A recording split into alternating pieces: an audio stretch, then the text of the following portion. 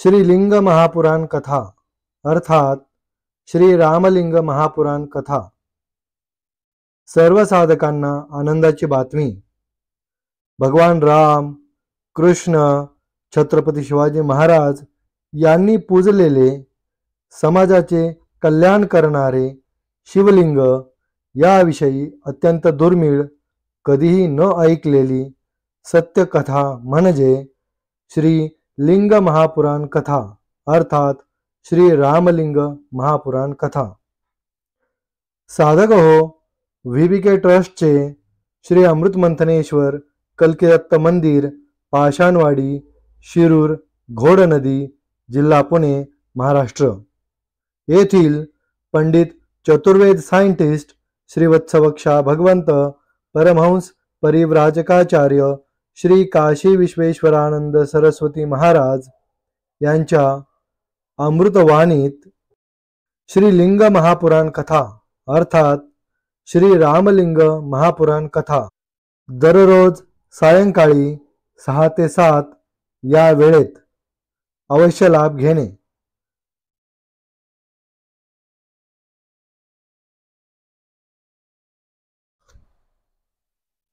ओम वक्रतुंड महाकाय सूर्यकोटि समप्रभ निर्विघ्नं कुरु मे देव सर्वकार्येषु सर्वदा। ओम गुरु ब्रह्मा गुरु विष्णु गुरुदेवो महेश्वरा गुरु साक्षात् परं ब्रह्म तस्मै श्री गुरवे नमः। ओम दत्त दत्त राम राम ओम दत्त दत्त राम राम ओम शिव शिव शाम शाम ओम शिव शिव शाम शाम ओम शांताकारं भुजगशयनं पद्मनाभं सुरेशं ओम विश्वाधारं गगनसदृशं मेघवर्णं शुभांगनं लक्ष्मीकान्तं कमलनयनं योगुरध्यानगम्यं वन्दे विष्णु भवहरं सर्वलोकैकनाथं। ओम शांती शांती। दररोजच्या प्रमाणे आज मी श्रीलिंग महापुराण अर्थात श्री रामलिंग महापुराण कथा आपण पुढे चालू केलेली आहे। लिंगपुराण म्हणजे आजचे सूक्ष्म जे आहे अलिंग, नंतर अदृश्य या सगळ्या गोष्टी मिळून या ठिकाणी महत्त्वाचा मुद्दा मानलेला आहे। स्वातवाद कल्पात 28 द्वापारांच्या अंतात प्रगट होणारे 28 व्यास, 28 शिवनाम तथा शिव अवतारांचे वर्णन यात आलेलं आहे। सूत म्हणाले, हे मुनी हो, शिवाचे द्वारा कथित संपूर्ण वचनाला ऐकून प्रजापतीप्रमाणे त्या देवाचे देव शिवाला प्रणाम करून पुन्हा विचारले, हे भगवान, हे देवेश, हे विश्वरूप, हे महेश्वर, हे उमापते, हे महादेव, हे लोक वंद्य, आपला नमस्कार आहे। हे विश्वरूप, हे महाभाग, हे महेश्वर, हे महादेव, आपले हे जो लोकवंद्य अवतार आहेत हे कशा प्रकारचे, कोणत्या काळात, कोणत्या युगात झालेत, दुजातींद्वारा त्याचे लोकांचे सांगा। हे देव, हे महादेव, आपला नमस्कार आहे। दुजातीगण किस तप ध्यानयोग द्वारा आपले दर्शन करतात, पाहण्यासाठी समर्थ होऊ शकतात। म्हणजे हे जे विद्वान ब्राह्मण पंडित आहेत ते आपली कशी सेवा करतात, कसं ओळखतात आपल्याला। ब्रह्माचे हे वचन ऐकून ऋग्वेद तथा सामवेदापासून प्रारंभूत महादेव रुद्र आपल्या सन्मुख उपस्थित त्या पितामहाला पाहून हसते हसते म्हणाले, भगवान शिव म्हणाले, मानवा तुझे नाही तो केवळ तपापासून, न आचरणापासून, न दानापासून, न धर्मफलापासून, न तीर्थाटनापासून, न योगापासून, न पुष्कळ दक्षिणवाले यज्ञापासून, न वेदांचे अध्ययनापासून, न धनापासून, न तो शास्त्रांचे परिस्थिती मात्रापासून ही देख पाहण्यास समर्थ आहे नाहीत. माझे दर्शन ध्यान रहित साधनाचे द्वारा नाही केले जात. हे पितामह, वराहकल्पाचे 7वे मन्वंतरात सर्व लोकात प्रकाशित करणारा आणि कल्पाचा स्वामी माझा अवतार रूप वैवस म्हणू आपले पौत्रिके रूपाने अवतरित होणार. या कल्पाके द्वापर युगात अंतात लोकावर अनुग्रह तथा ब्राह्मणांचे हितासाठी मी अवतार ग्रहण करीन. पुन्हा हे ब्राह्मण युग प्रवृत्तीचे अनुसार या प्रथम द्वापर युगाचे अंतात जेव्हा स्वयंप्रभू व्यास होणार त्या समयास ब्राह्मणापासून हितार्थ माझा अवतार होईल. त्याच्यानंतर त्या युगाची समाप्ती झाल्यावर कलिमीमयी शिकाधारी श्वेत नामक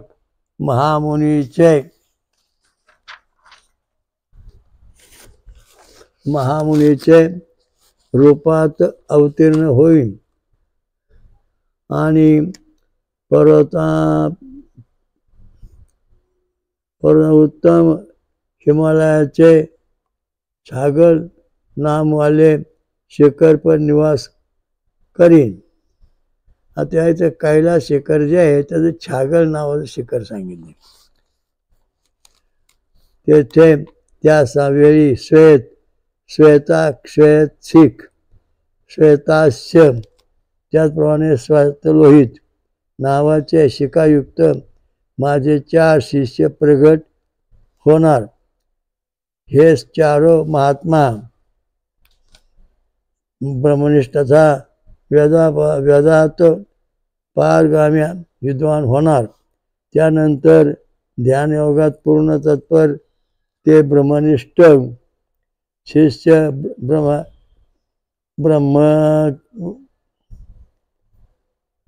ब्रह्माच्या परम गतीला जाणून माझे सानिध्य प्राप्त करतील. परमेश्वर प्राप्ती करायची असन तर आपला ब्रह्म ज्याचा कधी नाश होत नाही, कधी जन्मत नाही, अशा अवस्थेमध्ये जावं लागेल. तेव्हा आपला खरं देवाचं स्वरूप कळण, तोपर्यंत कळणार नाही. म्हणजे काल आपण जे पाहिलं, गणेश लोक, ब्रह्मलोक, विष्णुलोक, शिवलोक, इंद्रलोक, दत्तलोक, विराट लोक, आणि त्याच्याही पलीकडे महाविष्णुलोक, त्याच्याही पलीकडे स्कंदलोक, त्याच्याही पलीकडे पार्थलोक, त्याच्याही पलीकडे रुद्रलोक, आणि याच्याही पलीकडे सांगितले ते ब्रह्म. म्हणजे हे सगळ्या लोकांना आपण वलांडीत जायचं. म्हणजे 7 आणि 4 11 म्हणजे 12 स्थिती जेव्हा आपण येऊ तेव्हा आपल्याला खरं म्हणजे ब्रह्मप्राप्ती होईल, तो पण होणार नाही. हे ब्रह्मन त्यानंतर द्वितीय द्वापारात अंतात पुन्हा मी आद्य नामक प्रातिपती रूप प्रभुव्यास होईन. पुष्यांतर करीने आपले शिष्यांचे अनुग्रहाला कामनापासून तथा लोकांचे कल्याणार्थ मी सुतार नामापासून अवतार ग्रहण करीन.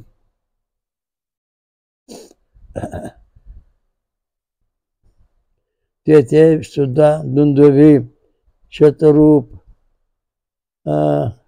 रुचिक त्याप्रमाणे कीर्तमान नामापासून प्रसिद्ध माझे शिष्य प्रेरित होतील. ते योग तथा ध्यानाला पूर्णता प्राप्त होऊन भूतलावर ब्रह्मज्ञान स्थापित करतील, शिवलोकाला प्राप्त होतील आणि सदा माझे सान्निध्यमे राहतील. म्हणजे भगवंताने एक सुतार नावाचा अवतार घेतला. पुन्हा तिसरे द्वापारात अंतामध्ये जप भार्गव नामक व्यास होईल, तेव्हा मी दमन नामापासून अवतीर्ण होईल आणि त्या समय सुद्धा विशोक, विकेश, विपाश तथा शापनाशन नामवाले माझे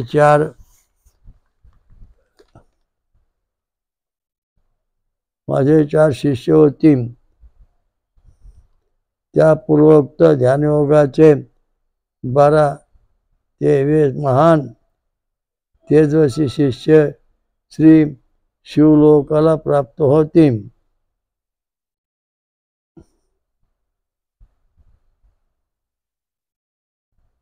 ज्या मिथून जीवाचा पुन्हा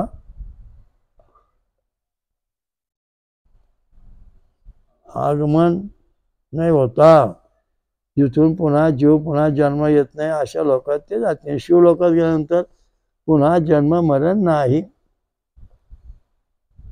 चौथे द्वापार अंतात अंगिरा नामक व्यास होईल, तेव्हा मी भी सुहोत्र नामाने अवतीर्ण होईन आणि त्या समय मी माझे 4 पुत्र प्रगट होईन. सुमुख, दुर्मुख, दुर्धर तथा दुरती विक्रम नामवाले माझे हे 6 पुत्र तपस्वी, द्विश्रेष्ठ, योगात्म तथा दृढ वृत्तवाले होतील.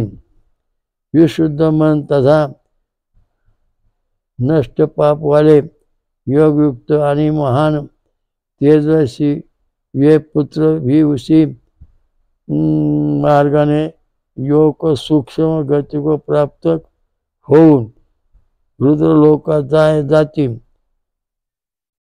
तेथून त्यापासून जीवाला पुनर्जन्म नाही होत.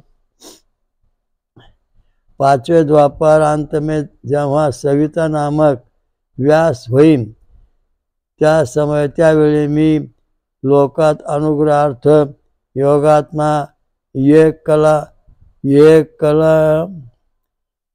कला गतिवाला तथा महान तपोवृतो मी कंक नामाने अवतार ग्रहण करील. हे जे आडनाव आहेत ना लोकांची, त्या दृष्टी इथून सुरू आहे त्यांची. त्यावेळी सनक, सनंदन, प्रभू सनंद तथा विभू सनतकुमार नावाचे माझे 4 शिष्य प्रगट होतील. महाभाग्यशाली, विशुद्ध चित्तवाले, शुद्ध योगी, योगात्मा, दृढवृत्ती, ममता रहित तथा अहंकार शून्य हे शिष्य पुनर्जन्म मुक्ती प्राप्त करने वाले माझे सानिध्यात प्राप्त होतील. पुनर्जन्म न प्राप्त करने वाले, पुनर्जन्म मुक्ती प्राप्त, पुनर्जन्मापासून मुक्ती प्राप्त करणारे. पुन्हा 6 द्वापार 6व्या द्वापारांतात जेव्हा मृत्यू नामक महान ऐश्वर्यशाली व्यासाचा अवतार होईल, तेव्हा मी लोकाक्षी नामाचा आविर्भूत होईल. त्यावेळी मी सुधामा, विरजा, शंखपाद तथा रज नामक माझे 4 शिष्य होतील. ते योगात्मा दृढ मूर्तवाले महाभाग्यवान तथा लोक विस्तृत होतील.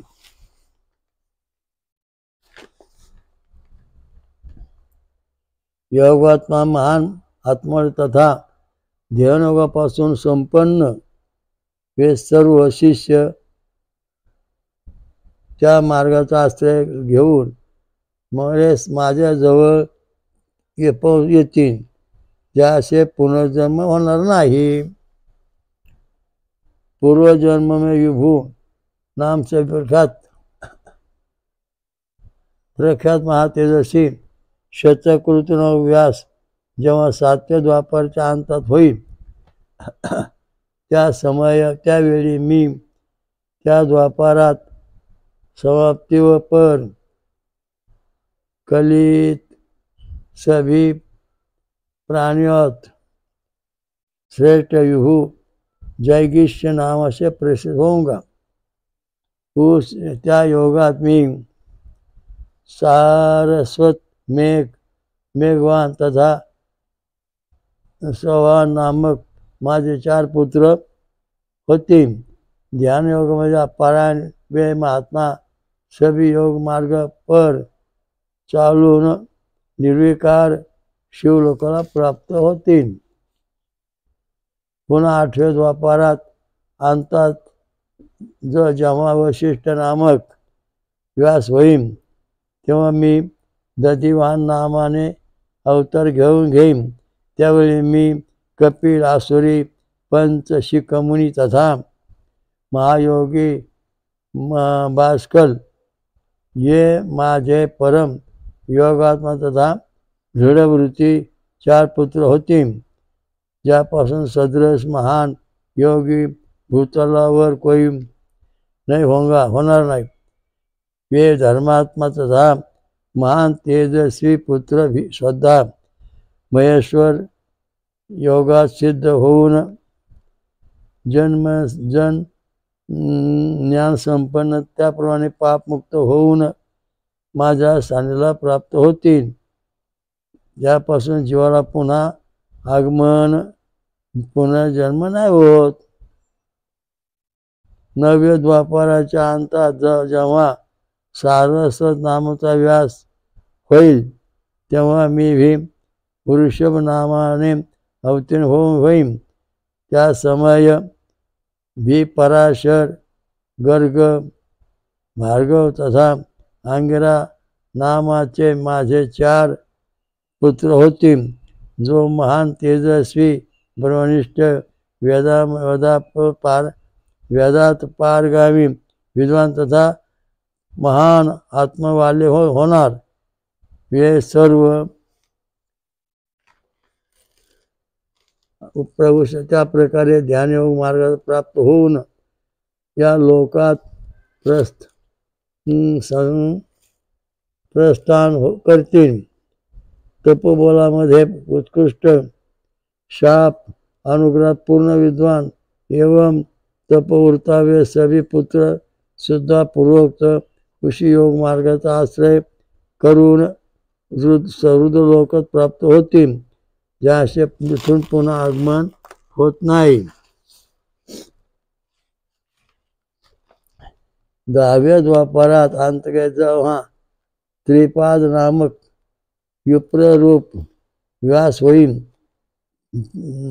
तेव्हा मी भृगुमुनीचे रूपात अवतीर्ण उत्तम हिमालय रमणीक भृगुतुंग नामक श्वेत पर्वत शिखरावर अवतीर्ण होईल.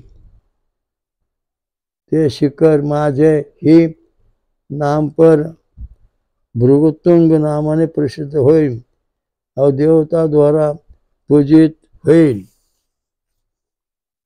भगवान कृष्णाने आपल्या अवतार मालिका सांगायला सुरुवात केली. पूर्व काय काय होईल त्या समयात. त्यावेळी मी बलबंधू, निरामित्र, श्वेत शृंग तथा तपोधन हे माझे 4 पुत्र होतील, जो दृढवर्ती योगात्मा महात्मा तथा तपयोग से युक्त होतील, वे आपली तपस्यापासून पापांना दग्ध करतील, पाप जाळून टाकतील आणि रुद्रलोकाला प्राप्त होतील. म्हणजे पाप जाळणार हे 4 योग. 11व्या द्वापारात अंता जप त्रिवृत नामक व्यास होईन, त्यावेळेस मी कलित गंगाधर क्षेत्रात अवतीर्ण होईन. त्या महातेजस्वी मी उग्र तप नामापासून सर्व लोकांमे विख्यात होईन. त्यावेळेस समय मी लंबोदर, लंबाक्ष, लंबके तथा प्रलंबक नाम माले 4 महातेजस्वी पुत्र होतील. हे महेश्वर योग के प्राप्त होऊन पितृलोक प्राप्त पितृलोकात जातील. 12व्या द्वापार युगात अंतात जेव्हा मुनी सत्यतेजा नामक महातेजस्वी तथा कविश्रेष्ठ व्यास होईन, त्या समय मी युगांत में उस लोकात कली में मी हे हेतुवनात अवतीर्ण होईन आणि आत्री नामाने विख्यात होईन. त्या समय मी सर्वज्ञ समबुद्धी साधता सर्व नामक मेरे 4 पुत्र होंगे, जो रुद्रलोक के प्राप्तिसाठी तत्पर महान योगी तथा सदा भस्म से अनुलिप्तित शरीर वाले होते. वे सभी महेश्वर योग को प्राप्त होऊन शिवलोकाला प्रस्थान करेंगे. पुनः क्रम से 13वें द्वापर युगात अंत आने पर जब धर्मरूप नारायण नामक व्यास होतील, त्या समयात मी गंधमादन पर्वतावर पवित्र वालखिल्य आश्रमात महामुनी बाली नामाने अवतरित होईल. शंकर भगवानचा अवतार कार्य चालू झालं. त्यावेळी मी सुदामा, काश्यप, वशिष्ठ तथा विरजा नामक माझे 4 पुत्र होतील. ते महान तपस्वी, महायोग संपन्न, विशुद्धात्मा तथा नैष्ठिक ब्रह्मचारी होतील आणि महेश्वराला प्राप्त होऊन रुद्रलोकात जातील. महामहेश्वर योगाला प्राप्त हो. 14वे द्वापरच्या अंतात जेव्हा तरक्षु नामक व्यास होईल, त्यावेळी मी अंगिरस मुनीच्या उत्तम वंशात गौतम नामाने अवतार धारण करीन व स्थान परम पवित्र गौतम वन नामाने प्रसन्न होईल. जेव्हा कलियुगी मी आत्री दिवसत श्रावण तथा स्वनिष्ठिक नामाचे मेरे 4 पुत्र होतील. वे सभी योगात्मा महान आत्मवाले तथा योगयुक्त पुत्र महेश्वर योगात सिद्ध होऊन रुद्रलोकाला प्राप्त होतील. पुनः क्रमशः 15वें द्वापरचा अंत होने पर जब वह त्रयारुणी नामक व्यास होतील, त्या समयात मी विद्वज्जन वेदशिरा नामक माझा अवतार ग्रहण करीन.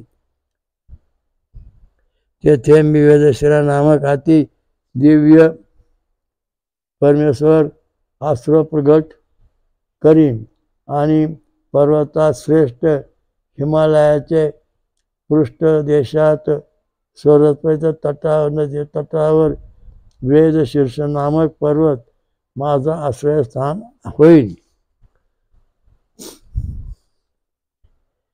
उस समय मी कुनी बाहु, कुशस्य, कुशरीर तथा कुशनेत्रक नाम वाले माझे तपस्वी पुत्र होतील. योगात्मा, महात्मा तथा नैष्ठिक ब्रह्मचर्य का पालन करणारे वे सभी पुत्र महेश्वर योग की सिद्धी करून शिवलोकात प्राप्त होतील. 16वे द्वापराच्या अंतात जप जेव्हा देव नामक व्यास होईल त्या तथा भक्तो तथा संयत आत्मवाले जणांना योग प्रदान करण्यासाठी निमित्त मी गोकर्ण नामाने अवतार घेऊन येईन आणि स्थान पवित्र गोकर्ण से नाम से प्रसिद्ध होगा। उस समय में काश्यप, पुष्णा, च्यवन तथा बृहस्पति नामक माझे 4 महायोगी पुत्र होंगे। वे सभी इसी सर्ग से ध्यानोगापासून युक्त होऊन महेशलोक प्राप्त करून उदरलोक प्राप्त जातील। पुन्हा क्रमशः 17वें द्वापर के अंत में जब जेव्हा देवकृतंजय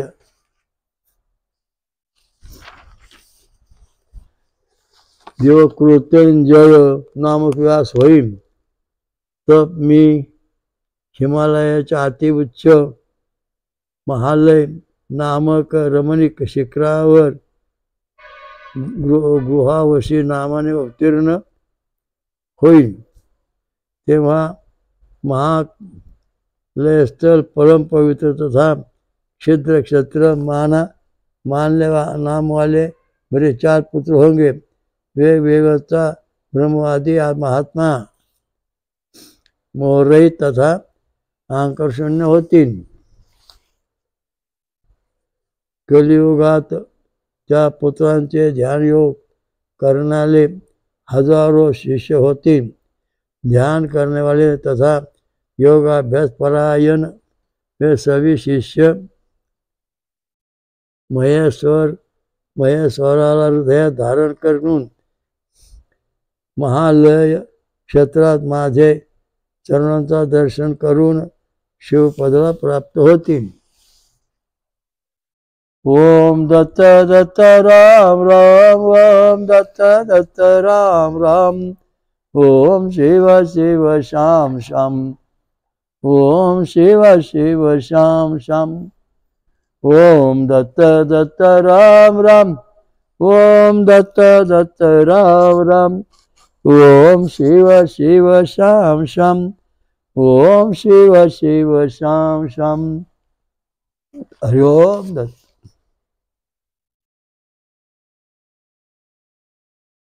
याच्या अतिरिक्त अन्य जो भी महात्मा या द्वापाराचे अंतात करीत आपले मन ध्यानात लावून निर्मल आत्मता शुद्ध बुद्धिवाले हो जाएंगे, शोकरहित होईल, अनुग्रहापासून रुद्रलोक प्राप्त होतील। पुण्यप्रद महालय क्षेत्रात जाऊन महेश्वर पदाला दर्शन करतील। प्राणी आपली ह्या पूर्वकथा 10 वाक्ये आपली स्वयं या प्रकारे स्वकी 21 पीढ़ियों का उद्धार करते हैं। इन महान क्षेत्र में पहुंचकर लोग अपने वंश का उद्धार करके मेरी कृपा से कष्ट से रहित होऊन लोक प्राप्त होतील।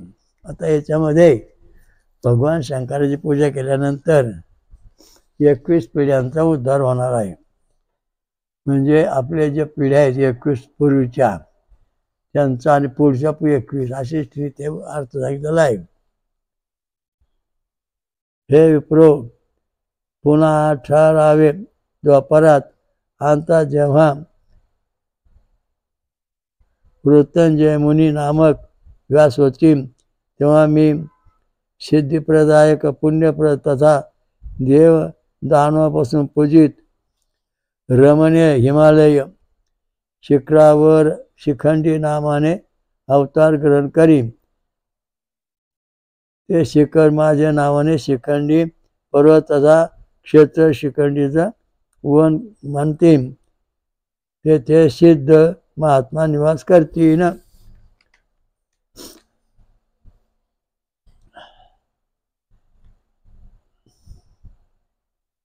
याप्रमाणे सुद्धा वात्स्रवन, रुचिक,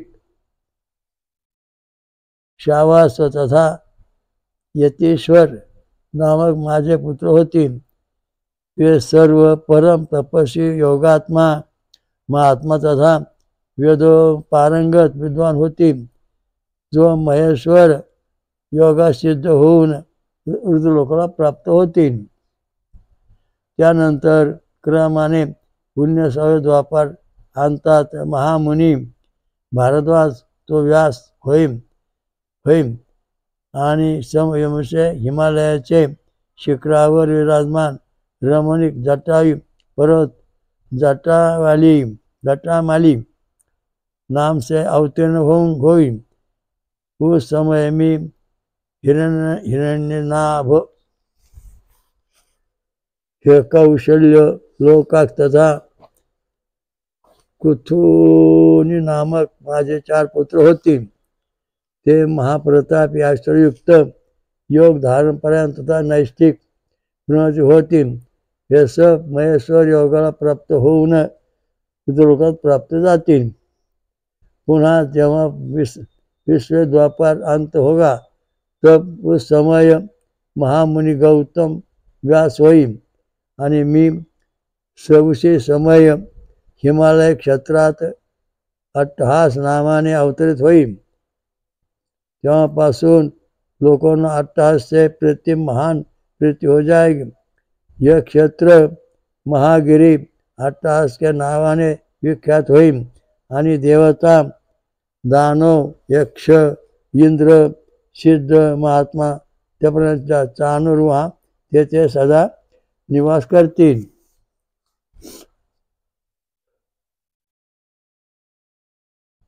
तेथे सुमंतू, शर्वरी, बर्बरी, विद्वान, संकवन तथा कुशिंधर माझे 4 पुत्र होतील. ते महान तेजस्वी योगात्मा, महात्मा, ध्यानपरायण तथा दृढ वृत्ती होतील. जो महेश्वरामध्ये सिद्ध होऊन लोकांना प्राप्त होतील. पुन्हा कुंभसे 21व्या द्वापरात अंता जप ऋषी प्रवर वाचस्रवा व्यास होईल. तेव्हा मी दारुक वनात आविर्भूत होईल. यासाठी व स्थान कल्याणप्रद तथा पुण्यकर होईल. त्याप्रमाणे माझे नामावर व देवदारुके नाम से प्रसिद्ध होईल.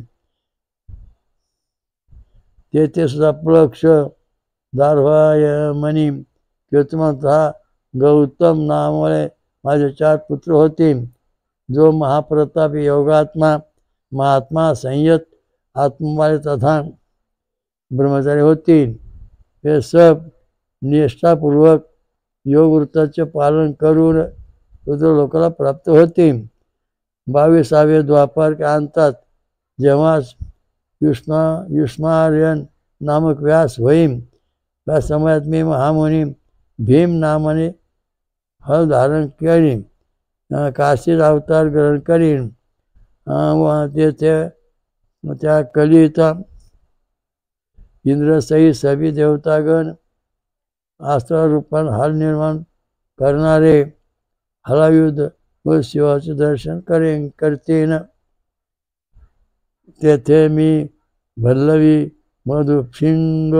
मधुपिंग, श्वेतकेतु तथा कुश नामक माझे 4 पुत्र होतील.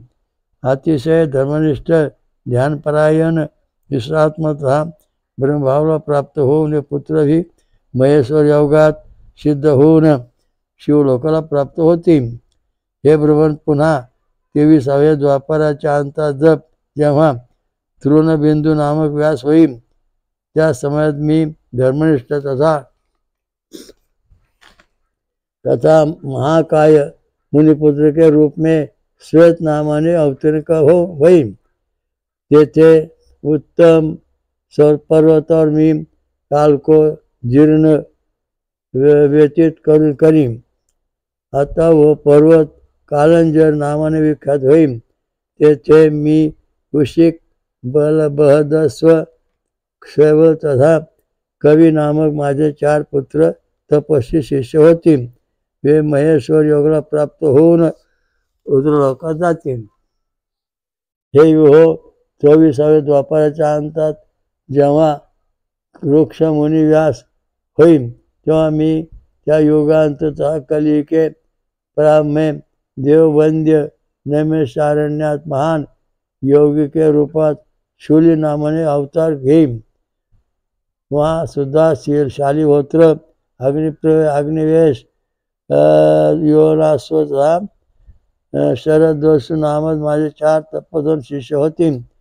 हे सर्व योग मार्गाने लोकात प्राप्त होतील.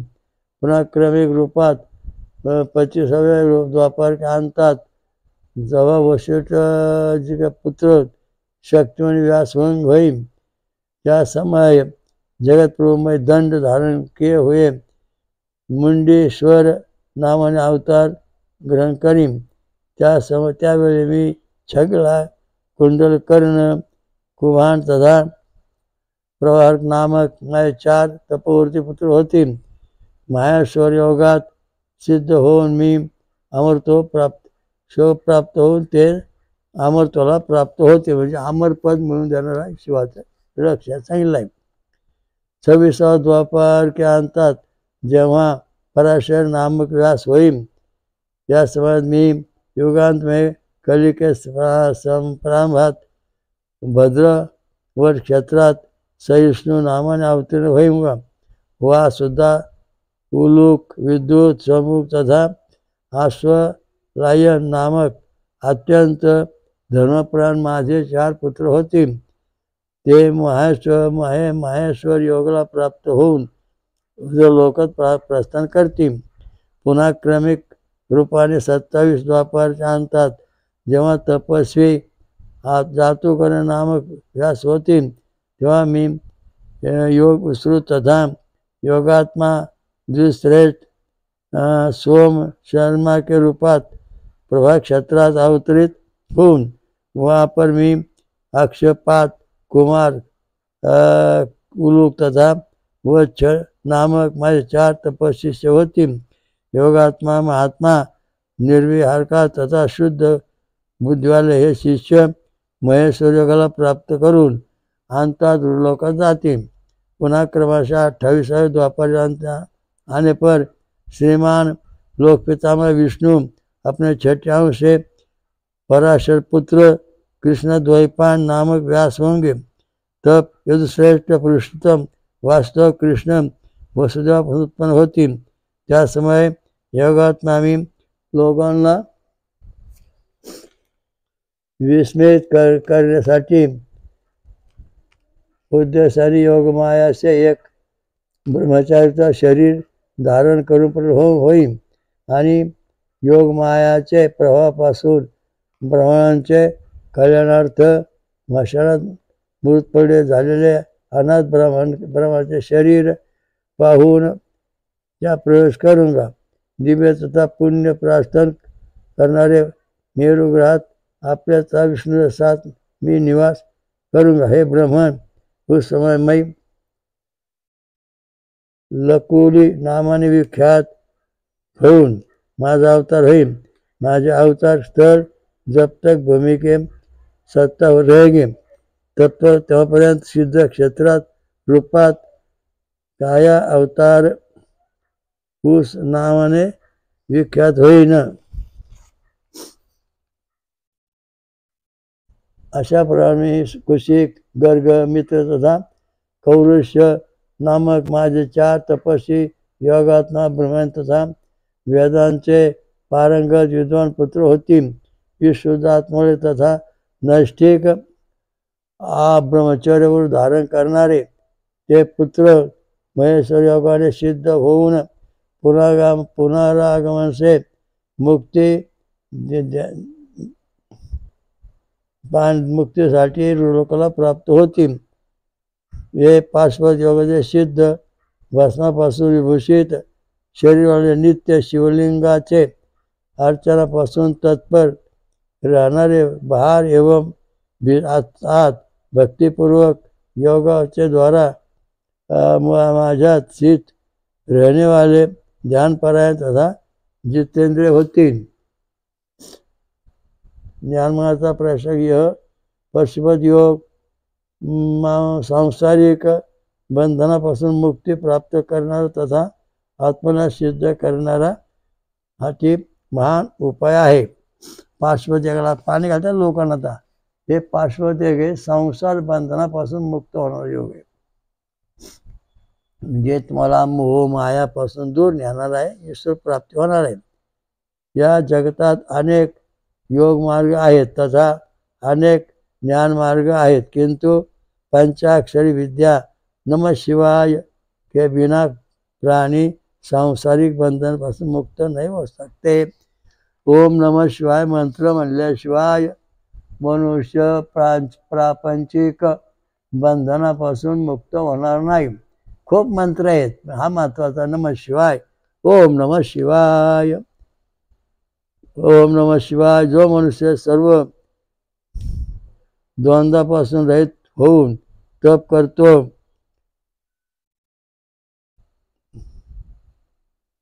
तो पिकलेला फळाभाती मुक्ती के लिए उपस्थित रहता है. म्हणजे फळ पिकतं त्याप्रमाणे भक्ती पूर्ण झाली पाहिजे. अर्धवट भक्ती सोडून चालत नाही. आता कसं आहे, आपण काय करतो, 2 दिवस पाणी घातलं, देवाचा नाही गुण आला का दिला देव सोडून. अशा दृष्टीने बरीच मंडळी आहे. त्याला पाशवत वृत्त म्हणत नाही. कसं की परमेश्वर प्राप्ती एकनिष्ठ करायला पाहिजे. ओम नमः शिवाय जप करायला पाहिजे. 1 लाख 2 लाख 10 लाख असं जेव्हा आपण जप करू तेव्हा आपला उद्धार होईल. तसं होणार नाही. आता तुम्ही अनेक वेद शास्त्र सगळे मंत्र आहेत, पण पंचाक्षरी जो मंत्र आहे ओम नमः शिवाय, तर हा वेदोक्त मंत्र आहे. आणि या मंत्रापासून परमेश्वर प्राप्ती होते असं भगवान शंकराने सांगितलेलं आहे. आणि पाशवत वृत्तामुळे मानव संसारापासून दूर जाऊन परमेश्वर प्राप्ती करतो. ते प्राप्ती करण्यासाठी हा पाशुपत योग सांगितला आहे. जो पुरुष मात्र 1 दिवस मोठ्याने पाशुपत वृत्त धारण करील व गतीला प्राप्त घेईल, जो सांख्य तथा पंचाक्षरापासून कभी नाही मिळते.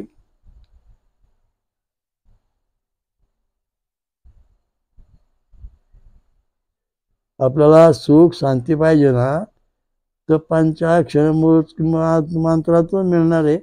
बाकीच्या मंत्राला मिळणार असं भगवान शंकराने वरदान दिलं.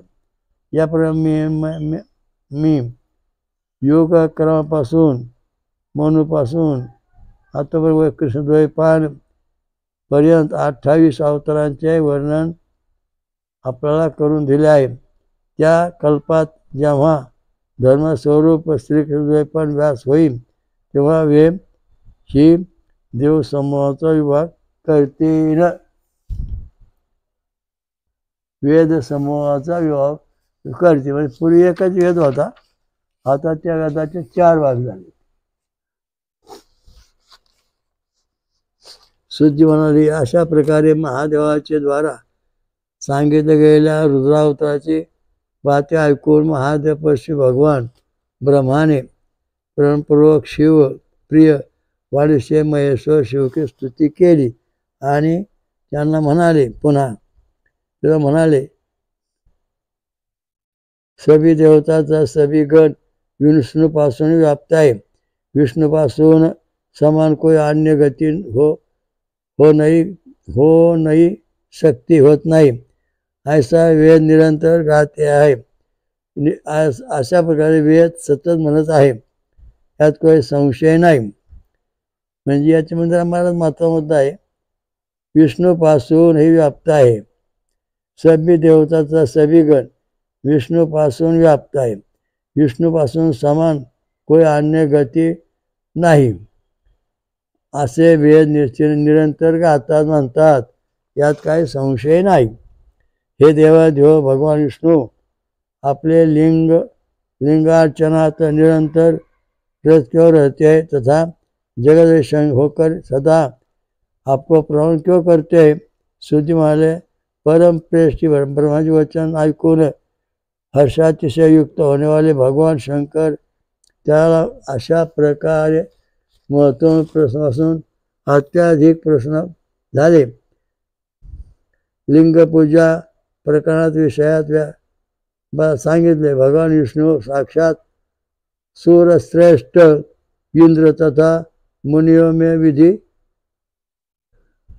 भगवान विष्णू साक्षात सूरश्रेष्ठ में देवाश्रेष्ठ इंद्र तथा मुनियों में विविध दान से लिंगाची पूजा करून ही आपले आपले पद प्राप्त केले आहे. दैव इसलिए यासाठी वे लिंग पूजनात तत्पर रहते आहे. म्हणजे लिंग पूजन करणं आपल्या आदेशात पूर्ण आहेत. म्हणजे लिंगाच्या अर्चनाच्या विना निष्ठा की प्राप्ती नाही होऊ शकते. लिंगाच्या अर्चनाशिवाय बिना निष्ठा की प्राप्ती होत नाही. यासाठी जगतपती भगवान विष्णू श्रद्धापूर्वक माझे शिंका पूजन करते आहे. देवेत ब्रह्मजायचा आशय म्हटल्यावर तथा पुन्हा त्याच्या उपर कृपादृष्टी देव महेश्वर तेथे अंतरण पावले. तत्पश्चात त्या शिवाला हात जोडून प्रणाम करून आणि त्याची आज्ञा प्राप्त करून वे भगवान ब्रह्मा सृष्टीची रचना करणे प्रवृत्त हो गए. ओम दत्त दत्त राम राम. ओम दत्त दत्त राम राम. ओम शिव शिव श्याम श्याम.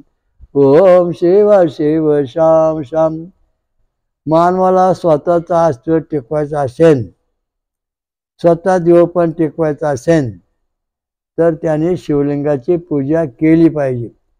तेव्हा त्याचं देवपण कायम टिकून सर्व देवा श्रेष्ठपण प्राप्त होतं. असं या ठिकाणी भगवान विष्णूने लिंगाची पूजा करून दाखवले आहे. लिंग म्हणजे नेमकं काय आहे बुवा? शिवलिंगच का पूजायचं, इतरांची का पूजा करायची नाही, हाही प्रश्न आपल्या समोर आहेच. कारण पाण्यावर जसा बुडबुडा येतो आणि पुन्हा पाण्यात मिळतो, पाण्यातून मासा जसा वर येतो पुन्हा पाण्यात जातो, त्याप्रमाणे हे शिवलिंग जे आहे ते अमर आहे, ते कधी नष्ट होत नाही. आणि त्याची पुन्हा तीच ताकद आपल्याला प्राप्त व्हावी या दृष्टीने शिवलिंगाची पूजा केली जाते. शंकरा एवढीच ताकद, शंकरासारखंच ऐश्वर्य, सिद्धी, रिद्धी, सिद्धी सगळ्या गोष्टी आपल्याला प्राप्त व्हाव्यात याच्याकरता शिवलिंगाची पूजा पार्श्ववृत्त केलं जातं. त्याला पवित्र पाणी घातलं पाहिजे, त्याला फिल्टरचं पाणी चालत नाही, त्याला गंगा किंवा विहिरीचंच पाणी पाहिजे, फिल्टर न केलेलं पाणी पाहिजे, शुद्ध पाणी शिवलिंगाला घातलं पाहिजे, पायात चपला बूट न घातले पाहिजेत आणि शिवाजवळ बसल्यानंतर फक्त ओम नमः शिवाय या मंत्राशिवाय दुसरं काही बोलायचं नाही.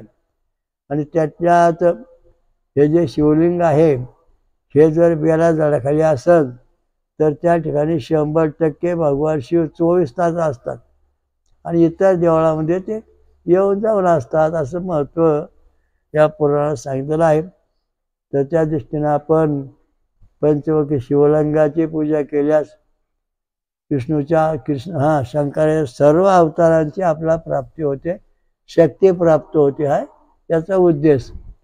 पंचमुखी शिवलिंगाची पूजा केल्यावर काय होणार तर 28 शंकरा भगवंताचे अवतार, 28 व्यासांचे अवतार आणि त्याच्या जे सिद्धी ऐश्वर्य आहे ते सर्व ऐश्वर्य पंचमुखी शिवलिंगामध्ये आहे.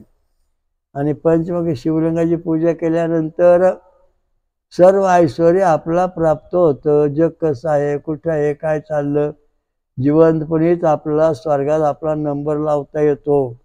ह्या पंचमुखी शिवाचं महत्त्व आहे. कारण याचं सांगितलंय योगात्मा, धर्मात्मा, योगनिष्ठ सगळे शिष्य मुलं भगवान शंकराची. आता या ठिकाणी भगवंताने 28 अवतार घेतले तर त्यांच्या जवळजवळ 10 अवतारापेक्षा जास्त अवतार त्यांना 5-5 मुलं झाली, म्हणजे 50 मुलं झाली असं त्याचा अर्थ होतो किंवा जास्त झाली. हा हिशोब केला तर आपल्याला महत्त्व कळेल की शिवलिंगाची पूजा का करायची. सनातन विश्व हिंदू धर्म जो आहे तर शिवलिंगाची पूजा करायची. कारण शिवलिंग जे आहे जेव्हा महाप्रलय येतो तेव्हा शिवलिंगाच्या तळापासून तर डोक्यापर्यंत ओम म्हणजे सर्व देवलोक आत जातात, पितरलोक शिवलोकात लय पावतात आणि ह्या शिवलिंगामध्ये सर्व जगाचं संरक्षण होतं. आणि पुन्हा जग प्रगट पाणी संपलं, पुन्हा जग प्रगट व्हायचं असेल पुन्हा हे सगळे शिवलिंगातून बाहेर पडतात. जसा माणूस रेल्वेत बसतो आणि ठेशन मालक उतरून पण आपलं कामाला लागतं, सगळे माणसं ठेसणं उतरतात. तशा प्रकारचे शिवलिंग जे आहे ते अमर आहे. यात राहण्याची प्रजा आहे ती अमर आहे, तिचा नाश होत नाही. किंवा त्यामुळं या ठिकाणी सगळे लोक शिवलिंगातच प्राप्त का होतात. सर्व अवतार शिवलिंगात प्राप्त झाले, पंचमुखी शिवलिंगामध्ये होतात आणि त्या दृष्टीने हे जग चालतं. ओम दत्त दत्त राम राम, ओम दत्त दत्त राम राम, ओम शिव शिव श्याम श्याम, ओम शिव शिव श्याम श्याम. ओम स्वयंभू विश्वराजा श्री अमृत मंत्रेश्वर कलकत्ता महाराज की जय. स्वयंभू महापंचसागरेश्वरी महादुर्गा शाकंभरी माता की जय. गुरुशात्री महासती सौभाग्यवती अनुसा माता की जय. सर्व साधु संतन की जय, धर्म की जय हो. हरि ओम दत्त. ओम शांती शांती शांती.